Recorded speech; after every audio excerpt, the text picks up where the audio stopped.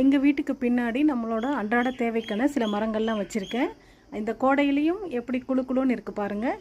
நம்ம பூஜைக்கு தேவையான வெத்தலை கொடி எவ்வளோ தலை வந்திருக்கு. அடுத்தது பார்த்திங்கன்னா வாழை மரம் நல்லா சிலுன்னு பூஜைக்கு வேணுங்கும் போதெல்லாம் நான் இந்த மரத்தில் இருந்து தான் இலையை பறிச்சுப்பேன். அடுத்தது நம்மளுடைய பப்பாளி மரம் எத்தனை காய் விட்டு எவ்வளோ தலைன்னு சூப்பராக வந்திருக்கு பாருங்கள். 2 மரம், இதில் நான் 5-6 காய் பறிச்சிட்டேன். அடுத்தது அரளிப்பூ, பக்கத்துலேயே பார்த்திங்கன்னா லெமன் பாருங்கள். அடுத்தது எல்லா சத்துக்களும் ஒருங்கே இணைந்த ஒரே மரம் பார்த்திங்கன்னா முருங்கை மரம். இங்கே பாருங்கள் எவ்வளோ தலைன்னு சூப்பராக வந்திருக்கு. ஸோ முருங்கை இலையை வச்சு சூப்பு பண்ணலாம், பொரியல் பண்ணலாம், கடையெல்லாம் எல்லா வேலையும் பண்ணிக்கலாம். இந்த வீடியோ பிடிச்சிருந்ததுன்னா லைக் பண்ணுங்கள், ஷேர் பண்ணுங்கள், கமெண்ட் பண்ணுங்கள், மறக்காமல் சப்ஸ்கிரைப்